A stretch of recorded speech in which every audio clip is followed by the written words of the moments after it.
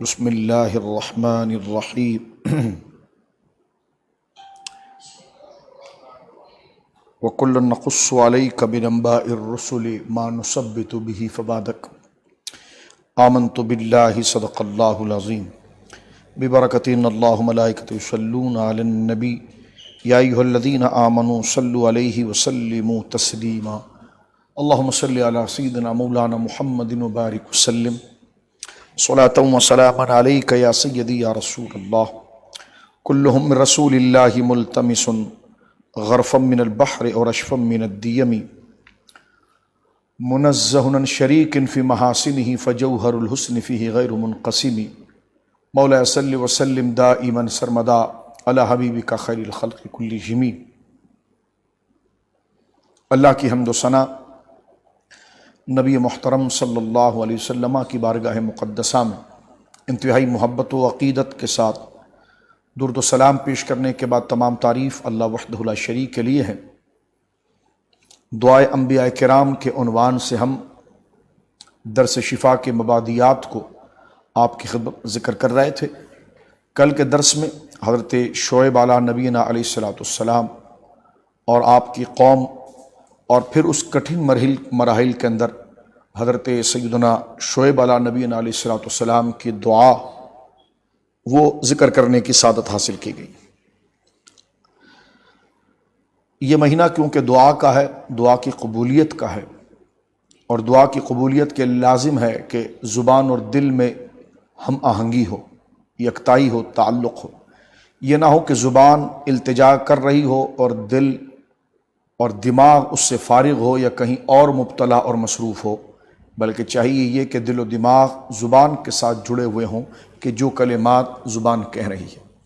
پھر اس کے ساتھ یہ بھی چاہیے کہ آداب دعا کیا ہوں، کون سے الفاظ، کیسے کلمات اللہ رب العالمین کی بارگاہ کے مطابق اور اللہ رب العالمین جل وعلا کی شان کے جو شایع ہیں وہ ذکر کیے جائیں، اور پھر دل اس پر جمے۔ اگر آپ کہیں کہ یہ تمام چیزوں کو کس طرح ہم پریکٹس میں لائیں، کس طرح عمل میں لائیں، تو اس کا آسان جواب یہ ہے کہ ہم قرآن کریم کی طرف اگر مراجعت کریں اور قرآن کریم کی طرف اگر ہم اپنے آپ کو لے جائیں تو ایک نہیں کئی ایسی دعائیں ہیں اور کئی ایسی التجائیں اور فریادیں ہیں جس کو اللہ رب العالمین جل وعلا نے خود اپنے نبیوں اور اپنے صالحین کو اللہ نے سکھائے ہیں، یا پھر انبیاء کرام علیہ السلام اور صالحین امت نے اللہ رب العالمین کی بارگاہ میں وہ استعداء اور درخواست کی ہے، جس کلمات کو اللہ نے قبول بھی فرمایا اور جیسا انہوں نے چاہا ویسا عطا فرمایا۔ پھر اپنے محبوب کریم صلی اللہ علیہ وسلم کے قلب منیر پر بصورت وحی کئی زمانے کے بعد پھر اللہ رب العالمین نے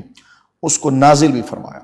تو وہ دعائیں جو انبیاء کی ہیں یہ اللہ کی طرف سے تلقین کی گئی ہیں، عز اسمہ، تو وہ کلمات کو ہم بالکل آنکھ بند کر کے پڑھ سکتے ہیں کہ یہ کلمات اللہ رب العالمین کی بارگاہ کے لائق ہیں اور ہماری جانب سے التجا کرنے کے حوالے سے بالکل موافق ہے۔ اور پھر سب سے بڑی بات یہ ہے محترم ناظرین کہ ہم اس کو پڑھنے کے ساتھ جب ہمیں یہ پتہ ہوتا ہے کہ فلاں نبی مکرم کی، فلاں نبی کی یہ دعا ہے، تو پھر ان کلمات کے ساتھ ہمارا ایک شوق، ایک محبت کا تعلق ہو جاتا ہے، اور وہ شوق اور محبت کا تعلق اللہ کی بارگاہ میں قبولیت کا درجہ رکھتا ہے۔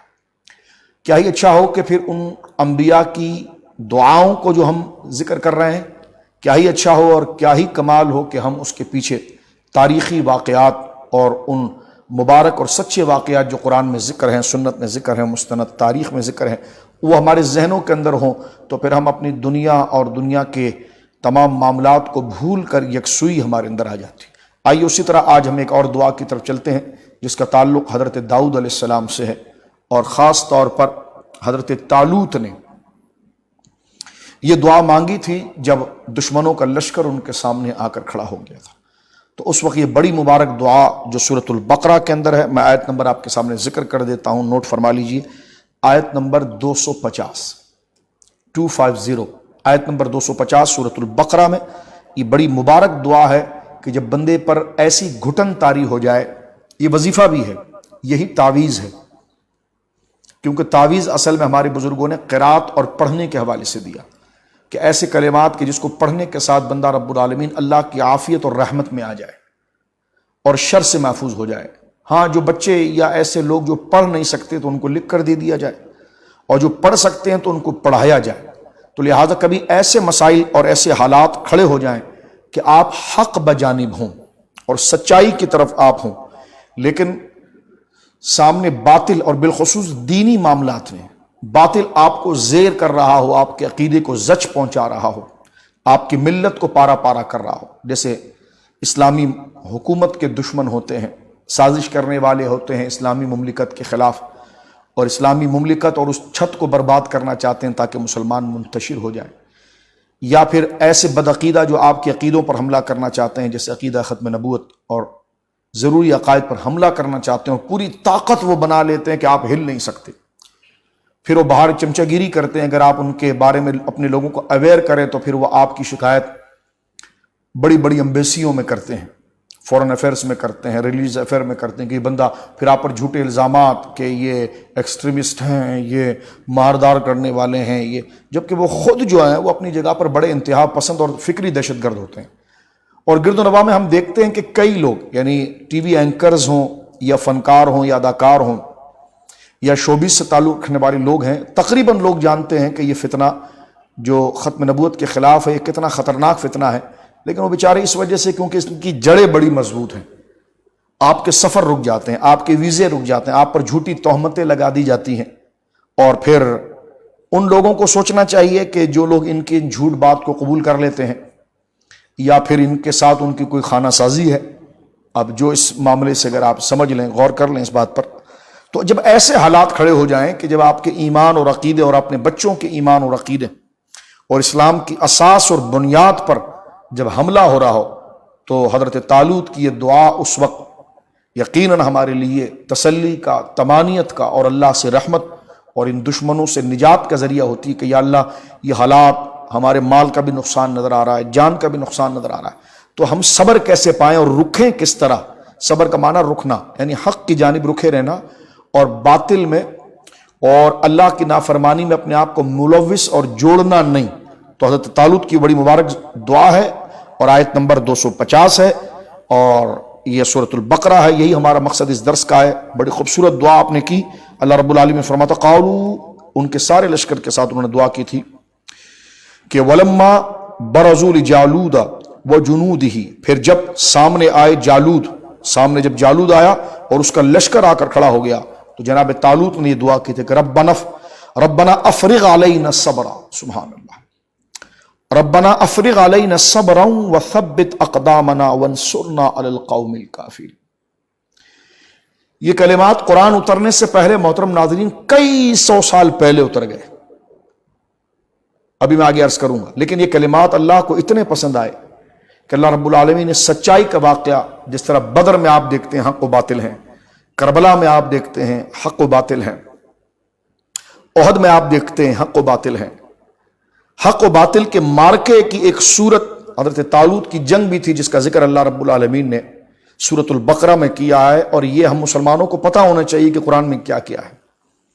تو یہ وہ دعا جو حضرت طالوت نے مانگی تھی کہ ربنا افرغ علینا الصبر، اے رب ہم پر اپنے صبر کو اونڈھیل دے۔ کیا جملہ کہا، صبر عطا فرما اونڈھیل دے۔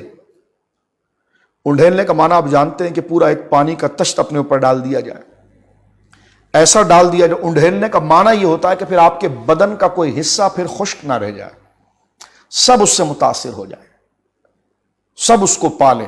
تو کتنی پیاری دعا ہے کہ ربنا افرغ علینا الصبر، اے اللہ ہمارے انگ انگ کو، ہماری روح کو، ہمارے بدن کے تمام چیزوں پر مولا کریم اپنی جانب سے صبر اور رحمت کو امنڈ دے اور اونڈھیل دے۔ وثبت اقدامنا، اور ہمارے پاؤں کو یا اللہ جمائے رکھنا حق کی طرف۔ وانصرنا علی القوم الکافرین، اور یہ کافر لوگ جو تیرے دین کو اور تیرے دین کو تشت بام اپنے زوم میں کرنا چاہتے ہیں، یا اللہ ان پر تو ہماری مدد فرما۔ ربنا افرغ علینا صبرا وثبت اقدامنا وانصرنا علی القوم الکافرین۔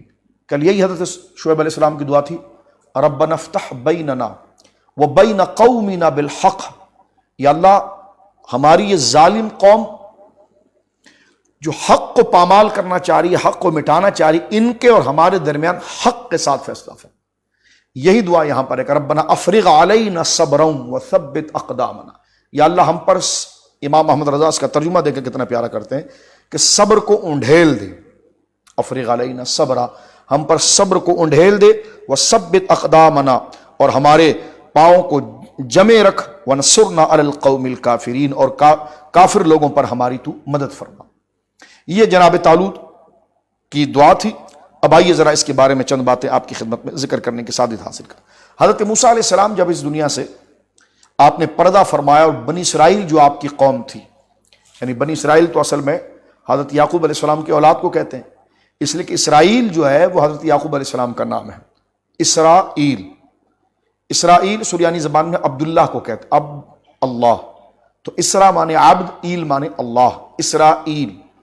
تو بنی اسرائیل، بنی فیملی ممبرز جو ہے، تو بنی اولاد، بنی اسرائیل کا معنی ہے حضرت یعقوب علیہ السلام کی اولاد۔ حضرت موسیٰ علیہ السلام بھی حضرت یعقوب علیہ السلام کی اولاد میں سے، جناب طالوت بھی انہی کی اولاد میں سے تھے، جناب داؤد علیہ السلام بھی انہی کی اولاد، سلیمان علیہ السلام، یہ پورے بنی اسرائیل یعنی اولاد حضرت سیدنا یعقوب علیہ نبینا علیہ السلام۔ حضرت موسیٰ علیہ السلام کے جب وصال ہوا، آپ نے سن رکھا، انشاءاللہ آگے وقت آئے گا تو حضرت موسیٰ کی جب دعاؤں کی طرف ہم چلیں گے تو انشاءاللہ حضرت موسیٰ کا ذکر خیر کرنے کی سعادت پائیں گے۔ جب حضرت موسیٰ علیہ السلام کا وصال ہو گیا، کتنی سٹرگل حضرت موسیٰ نے کی، اللہ! قرآن میں محترم ناظرین سب سے زیادہ جس کا قصہ ہے، قرآن نے سب سے زیادہ جس کی ذات کو ڈسکس کیا ہے وہ حضرت موسیٰ ہے۔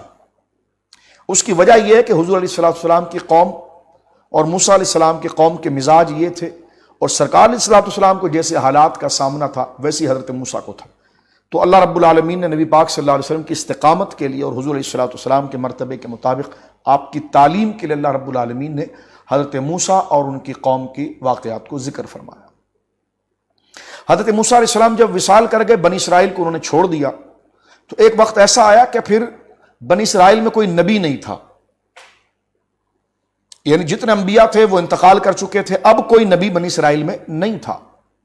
تو بنی اسرائیل میں جب کوئی نبی نہیں رہا، اور تو اس وقت جالوت بڑا خطرناک قسم کا، یہ خونخوار قسم کا لشکر لے کر آیا، یہ ظالم بادشاہ تھا، اسی کو عمالقہ کہا جاتا ہے، اور اس نے بنی اسرائیل کے اوپر بڑی خطرناک قسم کی چڑھائی کی تھی، اور مار مار کے ان کا حال خراب کر دیا، ان کو قتل کر دیا۔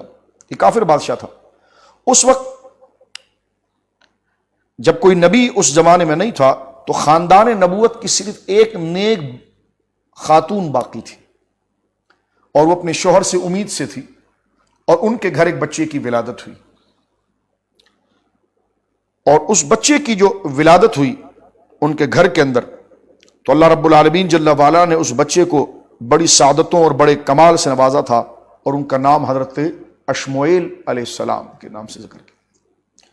جوانی کے مرحلے میں پہنچے، اللہ رب العالمین نے انہیں بعثت کا اعلان کا حکم دیا، اور ان کو اعلان نبوت انہوں نے فرمایا۔ بنی اسرائیل ان کے پاس گئے، کہنے لگے آپ اپنے آپ کو نبی کہہ رہے ہیں، آپ کی نبوت اگر سچ ہے اور آپ واقعی میں نبی ہیں، جس طرح آپ کہہ رہے ہیں کہ آپ نبی ہیں، تو یہ بتائیے کہ یہ جالوت ہم پر مسلط ہے، اس سے ہماری جان کیسے چھوٹے گی؟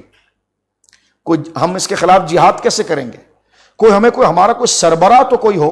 تو اس وقت اللہ کے نبی جو تھے انہوں نے کہا کہ میں تمہیں یہ کہتا ہوں کہ یہ جو طالوت ہے نا، جناب طالوت، ان کو میں تمہارا سربراہ اور حاکم بناتا ہوں، تم ان کے ماتحت رہ کر اللہ کی راہ میں جہاد کرو اور جالوت کے ساتھ مقابلہ کرو۔ بنی اسرائیل آپ جانتے ہیں بال کی کھال نکالنے والے لوگ تھے۔ حضرت موسیٰ سے بھی کہتے تھے کہ ہم جو یہ منا سلوا، یہ بٹیر کا گوشت اور یہ زبردست قسم کی شربت کھا کر تھک گئے، پی کر تھک گئے، ہمیں کوئی دال کھلائیں، ہمیں یہ کھلائیں، ہمیں وہ کھلائیں۔ اللہ رب العالمین نے فرمایا کہ عجیب لوگ ہو تم، اعلیٰ چیز کو ایک گھٹیا چیز سے تم بدل رہے ہو۔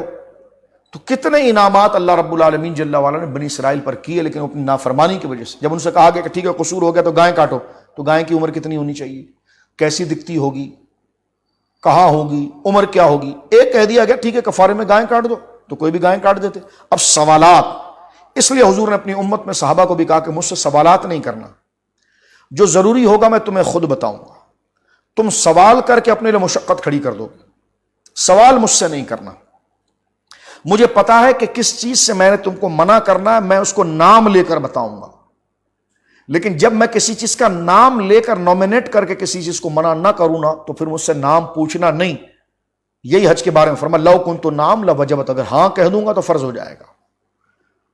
جب کہہ دیا تم سے کہ حج فرض ہو گیا حج کرو، تو بار بار کسی نے کہا یا رسول اللہ ہر سال ہر سال ہر سال، حضور نے فرمایا خاموش رہو، میں نے کہا ہے ہر سال، میں نے کہا حج کرو، تو ایک حج میں بھی بات پوری ہو جاتی ہے. لیکن جب تم مجھ سے سوال کر رہے ہو نا کہ بار بار کہ ہر سال کریں ہر سال کریں، فرمایا لو کنت نعم لوجبت، اگر میں ہاں کہہ دوں تو یہ واجب ہو جائے گا، یہ تم پر فرض ہو جائے گا. تو بنی اسرائیل بار بار سوال کرتے تھے. اور یہی آپ دیکھیے کہ اللہ کے اس نبی نے جب کہہ دیا کہ آپ طالوت کی اتباع میں آ جائیں، میں اللہ کا نبی ہوں، آپ طالوت کی اتباع میں آ جائیں اور لشکر کو تیار کریں، اور یہ طالوت کا لشکر جالوت پر حملہ کرے. جالوت بہت لئیم شئیم تھا، بڑا لمبا قد تھا اور بہت طاقتور تھا اور بہت بڑا اس کا لشکر تھا. وہ ہنس کر کہنے لگے آپ کیا بات کر رہے ہیں، اگر طالوت کو آپ نے جرنیل بنانا تھا تو ہم میں کیا کمی تھی، ہم بھی بڑے حسن و مال والے ہیں. تو اس نبی نے جواب کیا دیا تھا، قرآن کریم نے اس کو یہاں پر ذکر کیا. اور یہاں پر یہ پتا چلا کہ خلافت کے لیے نسب کا ہونا لازم نہیں. اور بات دیکھیں کیا واضح ہوئی، فرمایا انہوں نے کہ ان اللہ اصطفاہ علیکم، فرمایا اللہ نے تمہارے لیے چن لیا ہے. کیوں کہ ہمیں کیوں نہیں چنا؟ تو انہوں نے فرمایا اس لیے کہ وزادہ بسطۃ فی العلم والجسم، اس لیے کہ اس کا علم اور جسم میں بہت کشادگی ہے. اور واللہ یؤتی ملکہ من یشاء، اللہ کو تم سے پوچھنے کی ضرورت نہیں ہے، اللہ جسے چاہتا اپنے ملک کی بادشاہی عطا فرماتا ہے. واللہ واسع علیم، واللہ واسع علیم، اور اللہ رب العالمین جل والا وسعت علم رکھنے والا ہے. اب آپ دیکھیے پھر انہوں نے سوال کھڑا کیا. ٹھیک ہے ہم کہہ رہے ہیں، ٹھیک ہے اگر آپ کہہ رہے ہیں یہ طالوت، پہلے ان سے کہنے لگے آپ کی نبوت کی کیا دلیل ہے کہ ہم جالوت کو پچھاڑ دیں گے؟ انہوں نے کہا جی آپ طالوت جو ہے ان کو سربراہ مان لیں. تو کہنے لگے یہ طالوت کی دلیل کیا ہے؟ اب طالوت پر دلیل مانگنے لگے. تو اللہ کے نبی نے فرمایا کہ ان کے لیے دلیل یہ ہے کہ وقال لهم نبیہم ان آیۃ ملکہ ان یأتیکم التابوت فیہ سکینۃ من ربکم وبقیۃ مما ترک آل موسیٰ وآل ہارون. فرمایا دیکھو کہ طالوت کی بادشاہی اور طالوت کی تم پر سربراہی کی دلیل یہ ہے کہ اللہ رب العالمین جل وعلا تم پر تابوت سکینہ اتارے گا. اور وہ تابوت سکینہ کہ جس میں اللہ رب العالمین جل وعلا نے حضرت موسیٰ اور حضرت ہارون، بقیۃ مما ترک آل موسیٰ وآل ہارون، حضرت موسیٰ علیہ السلام اور حضرت ہارون علیہ السلام کے تبرکات تھے. ایک پیٹی تھی شیشم کی لکڑی کی ایک پیٹی تھی جو ان بنی اسرائیل کے پاس موجود تھی. اور بنی اسرائیل کو جب بھی کچھ ہوتا تھا نا تو وہ پیٹی کو آگے رکھ کر دعا کرتے تو اللہ رب العالمین دشمنوں پر فتح عطا فرماتا. جالوت نے کیا کیا کہ جب بنی اسرائیل پر اس نے چڑھائی کی اور اس نے کہا کہ ذرا معلوم کرو کہ بنی اسرائیل کے پاس سب سے اہم چیز کیا، انہوں نے کہا ایک پیٹی ہے، باکس، صندوق ہے. وہ اس کو اپنے سامنے رکھتے ہیں بڑے ادب کے ساتھ اور دعا کرتے ہیں. تو جالوت نے اس تابوت سکینہ کو ان سے چھین لیا اور لے گیا اپنے علاقے کے اندر، اور اپنے علاقے کے اندر لے گیا. وہ تابوت سکینہ میں تھا کیا؟ تو قرآن کریم نے یہاں پر واضح طور پر اس بات کو اللہ رب العالمین جل وعلا نے ذکر کیا کہ وہ بقیۃ مما ترک آل موسیٰ وآل ہارون تحملہ الملائکہ، تمہارے پاس ایک تابوت آئے گا. اور وہ تابوت وہ ہے کہ اس کی شان یہ ہے وہ بقیۃ مما ترک آل موسیٰ وآل ہارون، اس میں حضرت موسیٰ علیہ السلام کے کچھ باقیات ہیں، کچھ تبرکات ہیں. یعنی حضرت موسیٰ علیہ السلام کا عمامہ شریف اس پیٹی کے اندر تھا، حضرت موسیٰ علیہ السلام کی لاٹھی مبارک اس پیٹی کے اندر تھی، آپ کے جوتے مبارک اس پیٹی میں تھے، توریت کے نسخے اس میں تھے.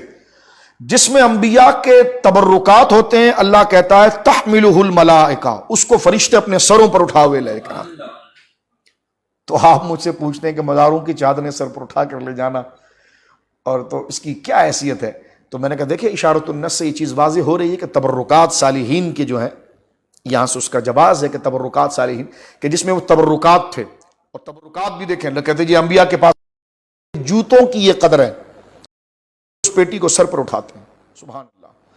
ان کے عصے کی یہ قدر ہے کہ فرشتے اس پیٹی کو اپنے سروں پر اٹھاتے ہیں. ان کے عمامہ شریف، ان کے جبہ مبارکہ کی یہ قدر ہے اللہ کی بارگاہ میں کہ ایسے نہیں لا کر پھینک دیا جاتا جس طرح کسی کے کپڑے پھینک دیے جائیں. قرآن کریم فرقان حمید نے کہا کہ تحملہ الملائکہ، باقاعدہ اللہ کے نبی نے کہا کہ فرشتے تمہارے پاس اٹھا کر لائیں گے. آ گیا تابوت سکینہ ان کے پاس. ایک روایت یہ بھی کہ تابوت سکینہ ان کے پاس پہلے سے ہی تھا, وہ دعا کرتے تو اللہ رب العالمین جل وعلا ان کی دعا قبول کرتا. جالوت نے حملہ کیا, جو کافر بادشاہ تھا, اور جالوت جو عمالقہ, اس نے حملہ کر کے جو ہے وہ تابوت سکینہ ان سے لے گیا. جو ان کے پاس سہارا تھا بچت کا وہ بھی گیا. تو اللہ کے نبی نے یہ کہا کہ وہ تابوت جو ہے نا وہ طالوت کی دلیل ہے, جو میں تمہیں کہہ رہا ہوں وہ دلیل ہے. ہوا کہ جب جالوت جو وہ کافر بادشاہ تھا وہ لے گیا, علماء نے بڑا دلچسپ واقعہ یہاں پر لکھا ہے کہ اس نے لے جا کر اپنی مندر کے اندر یا اپنے جو معبد کے اندر اس تابوت کو اپنے بت کے پاؤں کے ساتھ باندھ دیا معاذ اللہ. صبح جب دروازہ کھولا تو دیکھا تابوت اس کے سر پہ چڑھا ہوا تھا. انہوں نے کہا یہ اوپر کیسے چڑھ گیا یہ تو. پھر جب نیچے رکھا زنجیروں سے باندھا کہ یہ پھر ہم ان کی قوم کو لا کر بتائیں گے کہ دیکھو جس پر تمہیں فخر تھا ہم نے تو بڑے اس کو حقیر بنا دیا معاذ اللہ. صبح جب دروازہ کھولا تو بت ٹوٹا ہوا پڑا تھا اور تابوت ویسی تھا, یعنی تابوت اس بت پر چڑھ کر اتنا چھلانگیں ماری ہے کہ بت زنجیر بھی ٹوٹ گئی اور بت بھی ٹوٹ گیا. لوگ کہتے ہیں جی نبی کیا کرتے ہیں؟ میں نے کہا جس میں نبی کا جوتا ہوتا ہے وہ بھی مشکل کشائی کرتا ہے, وہ بھی دین کو غلبہ کرتا ہے. علامہ ابن کثیر کی آپ تفسیر ابن کثیر اٹھا کر دیکھیں, سارا واقعہ اس کے نیچے انہوں نے گویا کہ ذکر کیا. جالوت تھک گیا کہ بھائی یہ بکسے نے ہمارا حال خراب کر دیا, لاکھوں ہماری فوج ہے لیکن یہ بکسا ہمارے کنٹرول میں نہیں آتا, یہ تو ہماری ذلت کا باعث بن گیا. اس نے آنکھ بند کر کے کہا کہ اس کو کسی سواری پر رکھو اور سواری کو دھکا مارو, سواری کہیں بھی جائے نہ یہ ان کو ملے نہ ہم کو ملے, لیکن یہ غائب ہو جائے. اب جب ایک بیل گاڑی کے اوپر یا بیل کے اوپر یا گائے کے اوپر تابوت کو باندھ کر انہوں نے, یا کسی بھی سواری کے اوپر تابوت کو باندھ دیا اور جانور کو بھگایا, تو وہ جانور گھومتا گھماتا چلتا چلاتا آیا حضرت طالوت کے پاس. اور یہ حضرت طالوت علیہ السلام کی خلافت کی دلیل بھی بنی جو اللہ کے نبی کہہ رہے تھے. بنی اسرائیل نے کہا کہ ٹھیک ہے ہم مان گئے, اب تو ہم آپ کی معیت میں رہ کر آپ کے ساتھ رہ کر جو ہے نا ہم جالوت سے جہاد کریں گے. لیکن اللہ کے نبی کو یقین نہیں تھا. طالوت کو سمجھایا کہ دیکھو یہ ہے بڑے گھٹیا, ان میں کچھ نیک ہیں, یہ کہیں بھی نیچ پنا کریں گے, گھٹیا پنا کریں گے, منافقت کریں گے, ان کو بار بار آزماتے رہنا جب جنگ سامنے کھڑی ہو جائے. اب حضرت طالوت جس وقت روانہ ہوئے, اس میں حضرت داؤد علیہ السلام کے 7 بھائی حضرت طالوت کے لشکر میں تھے اور حضرت داؤد علیہ السلام خود بھی تھے. اس وقت حضرت داؤد علیہ السلام کی عمر شریف تھی تقریباً 20 سال کے قریب, بہت نوجوان اور بڑے مضبوط بدن کی. حضرت سلیمان کے ابو تھے. انشاءاللہ جب سلیمان علیہ السلام کا ذکر کریں گے تو حضرت داؤد کے بارے میں آپ کو چند اور بات بتائیں گے کہ اللہ نے حضرت داؤد کو کیا کمالات عطا فرمایا, اور زبان مصطفیٰ کریم صلی اللہ علیہ وسلم سے جو جاری ہوا ہے وہ بھی میں ابھی آپ کے سامنے صحیح بخاری شریف سے کچھ باتیں عرض کروں گا. فلما فصل طالوت بالجنود, اور پھر جب طالوت لشکر کو لے کر شہر سے جدا ہوئے, قرآن کہتا ہے تو فرمایا کہ قال ان اللہ مبتلیکم بالنہر, لشکر پورا تھک گیا تھا اور ان پر پیاس کی شدت بہت تھی, تو سامنے, کیونکہ ابھی تو یہ پیاس لگی ہے, آگے تو پورے آگ کا سمندر ہے, جالوت سے لڑنا ہے. جالوت جو خود اپنے قد و قامت کے اندر ایک بڑا لین شعیم جسہ رکھنے والا شخص اور اس کا لشکر تھا, تو آپ نے اللہ کی طرف سے اللہ نے کہا کہ ان کو آزماؤ پہلے کہ یہ پیاس نہیں برداشت کر سکتے تو جالوت کی فوج کے جھٹکے کیا برداشت کریں گے. تو فرمایا کہ اب پیاس جب انہیں لگی نا تو حضرت طالوت نے یہ بات کی کہ دیکھو سامنے دریا نظر آ رہا ہے, پانی سامنے, اور مر رہے ہیں پیاس سے سب. لیکن حضرت طالوت نے کہا کہ دیکھو اس پانی سے پیے گا کوئی بھی نہیں, اب اس کے بعد پتہ نہیں کہ کہیں پانی ملے نہ ملے, لیکن یہ امتحان ہے اللہ کی طرف سے, اس سے پیے گا کوئی بھی نہیں, اسی طرح کھڑا رہے گا. فمن شرب منہ فلیس منی, اللہ اکبر, جس نے اس سے پانی پی لیا وہ ہم میں سے نہیں ہوگا.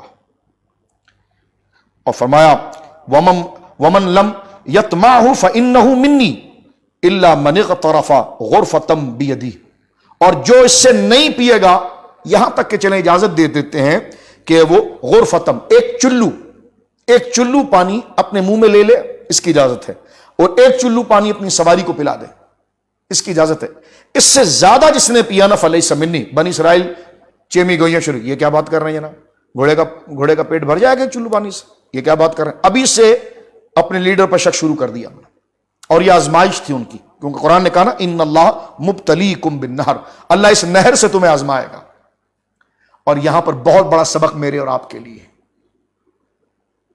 اہل ایمان آزمائے جاتے ہیں ہر چیز کے لیے. یہ جو روزانہ جو ہے یہ خباثت کی جھڑیاں یہ روشن کرتے رہتے ہیں نا کہ اس کابینہ میں مرزائیوں کو گھسڑیں اور فلاں جگہ گھسڑیں، تو یہ گھسڑنے والی جو باتیں ہمارے سامنے اوپر نیچے پنپتی رہتی ہے نا، تو اس آیت کو سامنے رکھنا کہ ان اللہ مبتلیکم بالنہر، اور اس امت کو اللہ مرزائیوں کے ذریعے آزمائے گا کہ کون ویزوں پر بکے گا، کون نیشنلٹی پر بکے گا، کون سیٹوں پر بکے گا. یہاں پر حضرت سیدنا طالوت نے کہا تھا کہ جس نے پیٹ بھر کے پی لیا وہ ہم سے نہیں، ہاں اجازت تمہیں ضرور دیں گے کہ ایک گھونٹ پی لو. اب ذرا آگے سنیے، ذرا ایک گھونٹ پی لو اور اپنے جانوروں کے، انہوں نے کہا جی ٹھیک ہے جی پی لیں آپ. اب ہمارے جانور ایک چلو میں کیسے سیراب ہو جائیں گے؟ تو ظالموں عقل سے سوچو، جب اللہ نے ایک چلو کا کہا ہے تو اس میں کوئی بات ہوگی. اب جس نے پیٹ بھر کر پیا اس کی پیاس ہی نہیں بجھی اور پیتا رہا پیتا رہا پیتا رہا اور نڈھال ہو گیا. اور جس نے ایک چلو پیا، ایک چلو سے خدا نے اس کو پیاس بجھا دی، اس کی سواریوں کی پیاس بجھا دی. تو دیکھیے یہ ساری آزمائے، حق کا سودا نہیں کرنا ہے، کیونکہ باطل میں ملوث بھی ہو گیا تو بندہ پیٹ بھر لے گا لیکن پھر بھی نڈھال اور مر جائے گا اور بے سکونی ہوگی، آخرت بھی گئی. یہاں کی کچھ مشقت میں اگر تھوڑی سی بھی راحت آ گئی نا تو وہ نیشنلٹیوں اور وہ ہرے باغوں ان سے بھی زیادہ عزت والی ہوتی ہے. توجہ کیجیے، یہ ہے اس میں امتحان. کیونکہ کیا فائدہ ہے انبیاء کے قصوں کا؟ کیوں قرآن نے ڈسکس کیا اس کو، کیوں ذکر کیا اس میں؟ اس لیے کہ اس کی اپلائی ہر دور میں ہوگی. ہر دور میں اہل حق کے سامنے باطل آئیں گے تو انہیں حضرت طالوت اور جالوت کے درمیان کا جو مارکا ہے، محمد الرسول اللہ صلی اللہ علیہ وسلم اور ابو جہل کے درمیان کا جو مارکا ہے، امام حسین ابن علی اور یزید ملعون کے درمیان کا جو مارکا، یہ اپنے سامنے رکھنا پڑے گا. موسیٰ و فرعون کا جو مارکا ہے، ابراہیم و نمرود کا جو مارکا ہے، اس کو اپنے سامنے رکھنا پڑے گا. اور اس وقت اس کی نشاندہی دے کر وہ کرے گا، سمجھ جائے گا کہ میں نے کس راستے کو اختیار کرنا ہے. اب قوم تو فارغ ہو گئی. حضرت طالوت نے دیکھا کہ جناب یہ تو اس میں اکثر نکمے نکلے اور غدار نکلے، جو چھوٹے چھوٹے نیشنلٹیوں پر بک گئے، چھوٹے چھوٹے مالوں پر بک گئے. مداہنت کا معنی ہے کہ حق ہونے کے باوجود اس کی ذلت کا کام کرنا، مداہنت کی. اور جان رہے ہیں کہ یہ حق ہے لیکن اپنے نفس کے مقصد کے لیے وہ ذلیل ہوئے، کاز کو بھی ذلیل کیا، خود بھی ذلیل ہوئے اور مر گئے. تو پھر جنازہ پڑھانے والا کوئی نہیں. اور جنہیں کاز کو نبھایا ہے نا تو 1000 سال ہو گئے ان کے گنبد اتنے اونچے چڑھے ہوئے ہیں. تو یہ اللہ رب العالمین ہمیں استقامت دے اور آزمائش سے اللہ ہمارے ملک کو اور مسلمانوں کو محفوظ فرمائے. اب آئیے ذرا آگے. جب جنگ کے قریب آئے، جالوت کی فوج سامنے آ کر کھڑی ہو گئی تو حضرت طالوت نے اعلان کیا کہ جو جالوت کو مار دے گا نا اور اس کے لشکر سے لڑ جائے گا، میں آدھی سلطنت اس کو دے دوں گا اور اپنی بیٹی سے اس کا نکاح کراؤں گا. اس وقت حضرت داؤد علیہ السلام آگے تشریف لائے اور حضرت داؤد علیہ نبی علیہ السلام نے کہا کہ میں ماروں گا جالوت کو اور میں لڑوں گا. 20 سال کے نوجوان تھے، 7 بھائی آپ کے اور تھے. اور جب جنگ شروع ہوئی تو اللہ رب العالمین نے حضرت داؤد کو جو طاقت عطا فرمائی تھی، ظاہر سی بات ہے قرآن نے کہا ہے ہم نے اس کے ہاتھ میں لوہے کو موم کر دیا تھا. یہ ذرا ہوتی نا، ذرا، آگے ہم پھر انشاءاللہ درس رہے گا. ذرا کہتے ہیں وہ جیکٹ جو جنگ کے دوران مجاہد پہنتا ہے تاکہ تلواروں کی ضرب نہ آئے. اللہ ایسا کریم ہے، اللہ نے فرمایا داؤد کو ذرا بنانا میں نے خود سکھایا. ادھر فرمایا نوح کو کشتی بنانا میں نے خود سکھایا. فرمایا ہماری نگرانی میں یہ سب کام ہوا. اور حضرت سیدنا داؤد کا مقام یہ تھا کہ آپ لوہے کو پکڑ کر جیسا چاہے موڑ دیں، گرم کرنے کی ضرورت نہیں ہوتی تھی. یہ اللہ نے طاقت دی تھی اور آپ کے ہاتھ میں اللہ رب العالمین جل والا نے یہ معجزہ آپ کو اللہ نے عطا فرمایا تھا. یہ بھی روایت ہے کہ پہاڑ کے درمیان ہاتھ ڈال کے راستہ بنا کر آپ آگے روانہ ہو جائیں. یہ سارے معجزات حضرت داؤد علیہ نبی علیہ السلام کو اللہ نے عطا فرمائے. لیکن ابھی 20 سال کی عمر تھی آپ کی اور حضرت داؤد علیہ السلام نے کہا کہ میں اس سے لڑوں گا. قرآن کہتا ہے فَحَزَمُوهُمْ بِإِذْنِ اللَّهِ. تو انہوں نے داؤد علیہ السلام جب آئے تو انہوں نے بھگا دیا سارے لشکر کو. یعنی جالوت کا سارا لشکر بھاگا، یعنی ایسا زبردست انہوں نے حملہ کیا. اور اللہ کہتا ہے آگے وَقَتَلَ داؤد جالوت، اور اس وقت حضرت داؤد علیہ السلام نے جالوت کو ہلاک کر دیا. وَآتَاهُ اللَّهُ الْمُلْكَ وَالْحِكْمَةَ وَعَلَّمَهُ مِمَّا يَشَاءُ. سبحان اللہ. اللہ فرماتا پھر ہم نے داؤد کو سلطنت اور حکمت عطا فرمائی اور اسے جو چاہا ہم نے سکھا دیا. حضرت داؤد علیہ السلام نے 20 روایت میں آتا ہے کہ آپ نے ایک بہت بڑے پتھر کے ساتھ ایک زنجیر باندھی اور زنجیر کو اس طرح آپ نے گھمایا اور گھما کر جو ہے وہ خاص تفصیل کا خلاصہ یہ ہے کہ اس طرح کی ایک ضرب ماری تھی جالوت کے سر کے اوپر کہ اس کے سر کے 2 حصے ہو گئے. وہ ہاتھی کی طرح بدن رکھنے والا شخص تھا، لیکن حضرت داؤد علیہ السلام کی ضربت کے اندر یہ کمال تھا کہ آپ نے اس زنجیر کے ساتھ ایک بہت بڑا پتھر باندھا اور اس پتھر کو آپ نے گھما کر جب مارا تو اس سے جالوت ہلاک ہو گیا.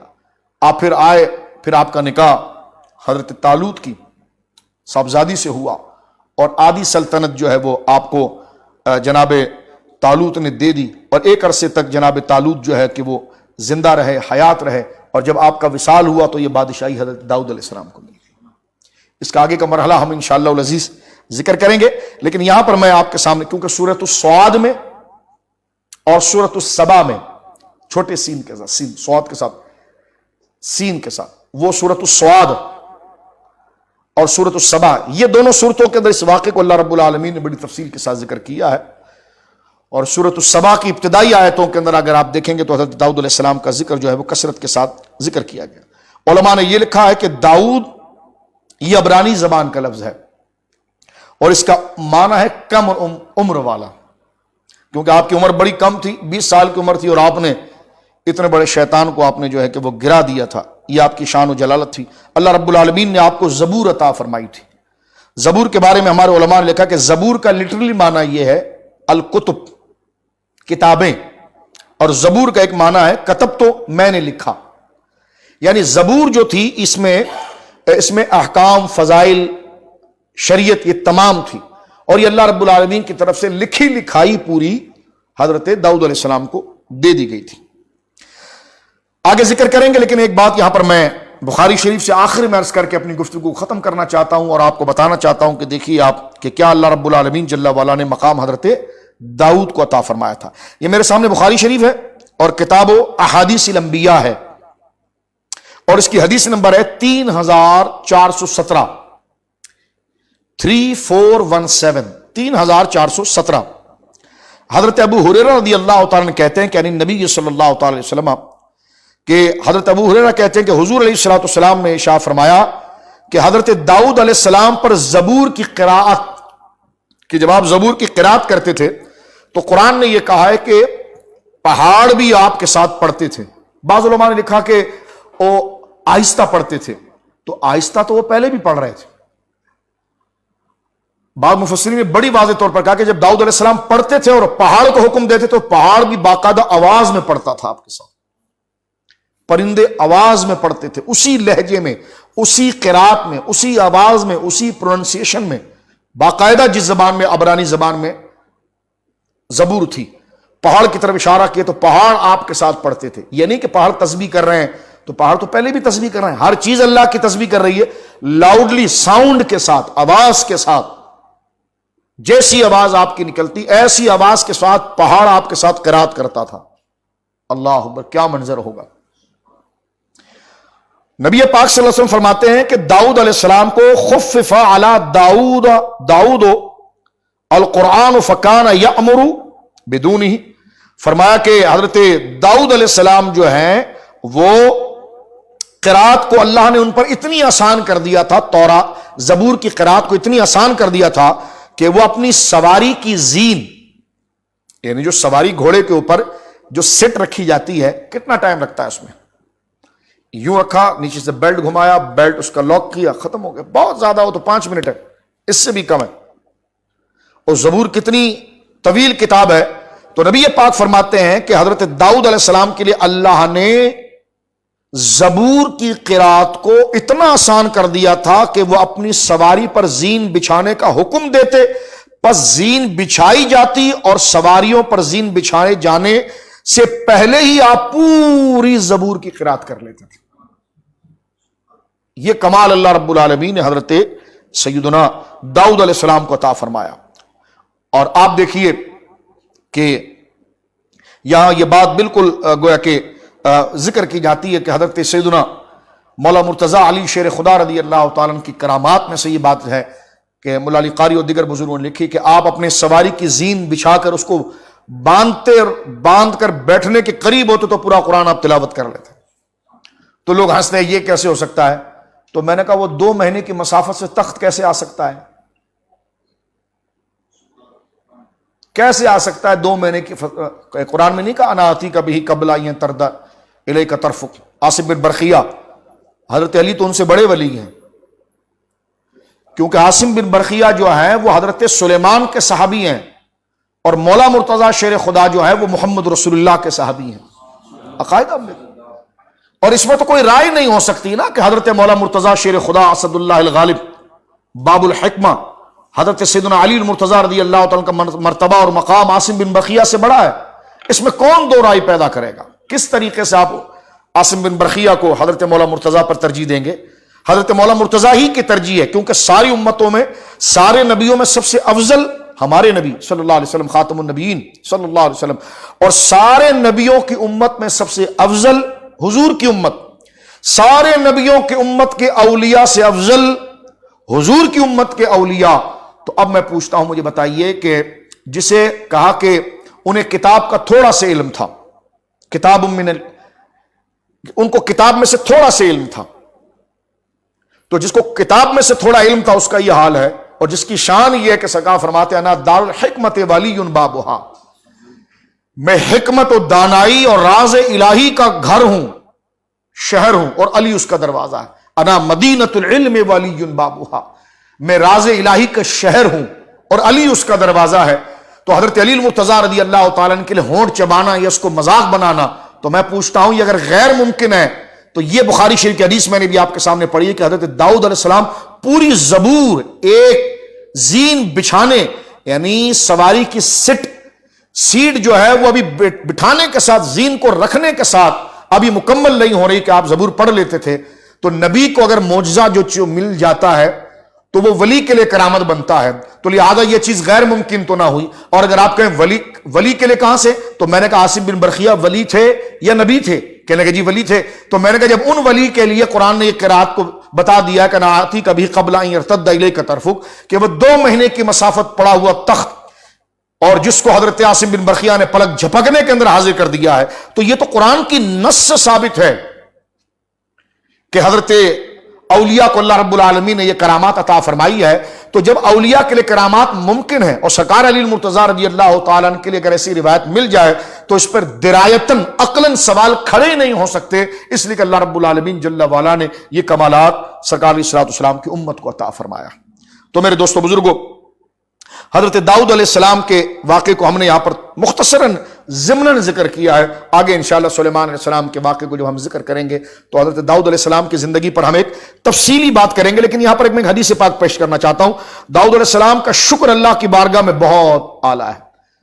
داؤد علیہ السلام کا شکر ہے کہ اللہ نے جب دیا کہ داؤد کیسے لگا کہ یا اللہ میں تو اس لائق ہی نہیں تھا. یہ داؤد علیہ السلام کا شکر، یا اللہ تو نے اپنے فضل سے مجھے عطا فرما، میں تو اس کے لائق نہیں تھا، میں تو اس کے لائق ہی نہیں تھا جو تو نے مجھے یہ شہرت عزت و مقام دی. تو یہ اللہ کو پسند آیا. اب میں بخاری شریف کی ایک حدیث 3418 3418 آپ کے سامنے پڑھنا چاہتا ہوں، جو کیونکہ روزے کے دن چل رہے ہیں. تو داؤد علیہ السلام کا مقام کیا تھا؟ حضرت عمر بن عاص کہتے ہیں کہ حضور علیہ السلام سے یہ پوچھا گیا تھا کہ اللہ کی قسم جب تک میں زندہ رہوں میں ضرور دن میں روزہ رکھوں گا اور ضرور رات کو نماز قائم کروں گا.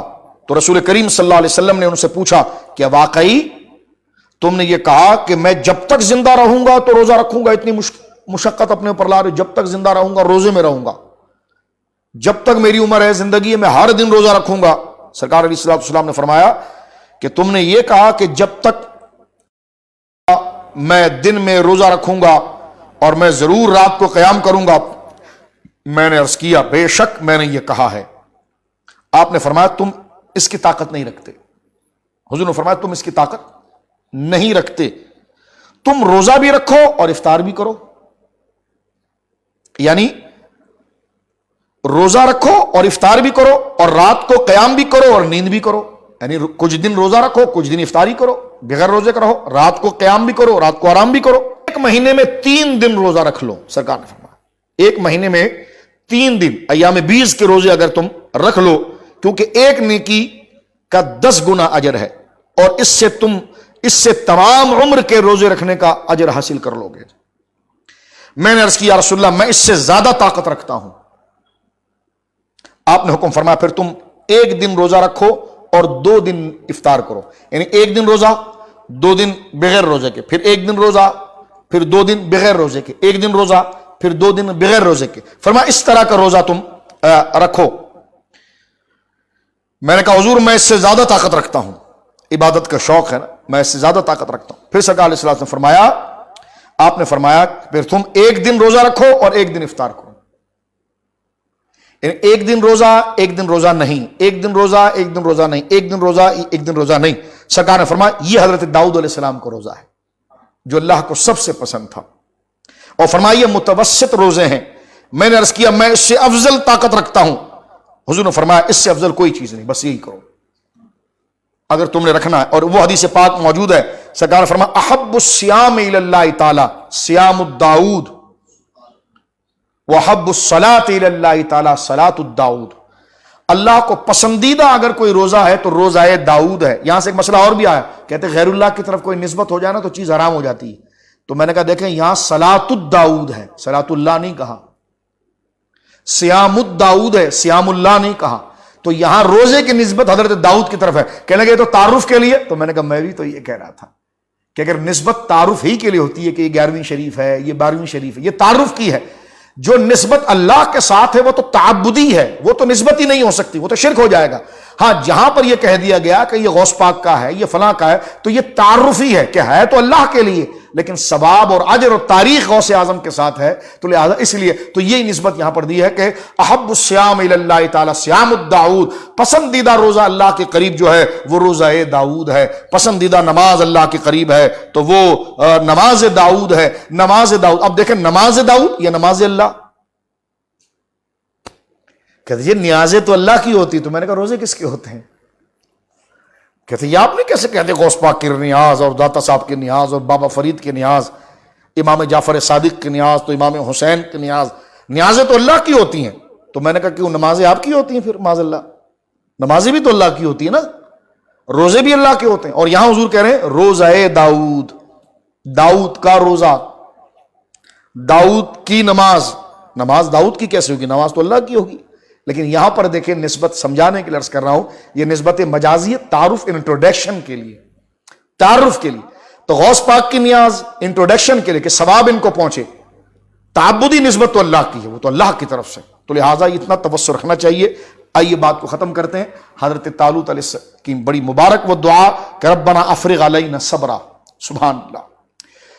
ربنا افرغ علینا صبرا وثبت اقدامنا وانصرنا علی القوم الکافرین.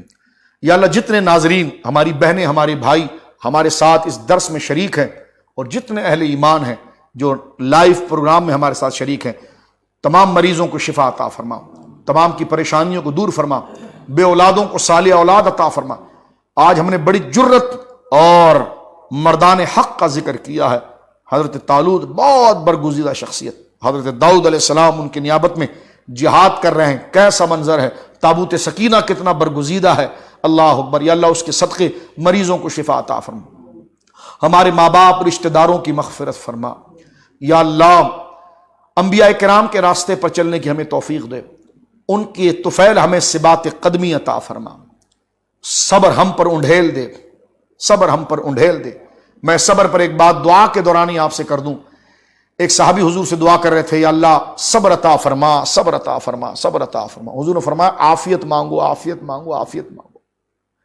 کہا یہ کیا بات ہوئی؟ قرآن میں ہیں تو وہ لوگ تو صبر مانگ رہے ہیں اور آپ ہی عافیت کی بات کریں. تو علماء نے لکھا صبر جب مانگا جاتا ہے جب کام شروع ہو چکا ہو. ایسی مصیبت اگر سر نہ آئی ہو تو پھر صبر کی دعا نہ کریں، عافیت کی دعا کریں. اللہم انی اسألک العفو والعافیہ. فی الدین والدنیا واہلی ومالی یا رب العالمین۔ یا اللہ تمام عالم اسلام پر اپنا خاص فضل و کرم فرما، مملکت خدا داد پاکستان کی حفاظت فرما، ہندوستان میں، پاکستان میں، بنگلہ دیش میں، افغانستان میں، عرب میں، انگلستان میں، جہاں کلمہ گو مسلمان بیٹیاں، بچے، مائیں، بہنیں، بزرگ، نوجوان ہیں، تمام کی جان، مال، عزت و آبرو کی حفاظت فرما، خانقاہوں کی، مدارس کی، مسجدوں کی حفاظت فرما، جو تلاوت قرآن کے ذریعے مولا کریم حفظ قرآن کے ذریعے عالم دین بن کر نمازوں کے قیام کے ذریعے گلی کوچوں کے اندر تلاوت قرآن، نفاذ دین، تولنا طریقے کے ساتھ، گواہی طریقے کے ساتھ اپنے عمل سے مولا کریم جو تیرے دین کا تحفظ کر رہے ہیں ان حلقوں کو برکت عطا فرما، تیرے حبیب علیہ الصلوۃ والسلام کی ناموس و عزت اور مولا کریم تیرے دین کی بالادستی ہمیشہ ہمارے دلوں کے اندر رہے، اور ہماری جب روح بھی نکلے تو ہماری زبان پر ہو کہ تاجدار ختم نبوت زندہ باد، تاجدار ختم نبوت زندہ باد، تاجدار ختم نبوت زندہ باد۔ یا اللہ جو ہم نے دعائیں کی قبول فرما، پاکستان کی حفاظت فرما، وصلی اللہ علی خیر خلقہ محمد وآلہ وصحبہ حضور